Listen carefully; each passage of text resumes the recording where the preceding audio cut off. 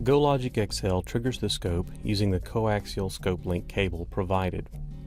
This time aligns the XL and the scope data.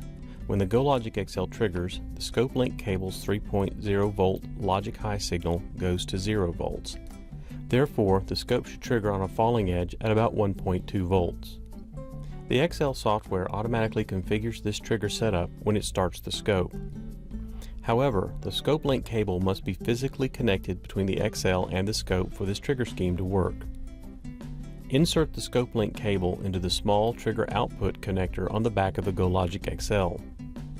Of course, the power and USB cables should also be connected at this time. The other end of the ScopeLink cable is a standard BNC connector which connects to one of the scope's probe inputs. If possible, we strongly recommend using the external trigger input connector so that all probe inputs remain available.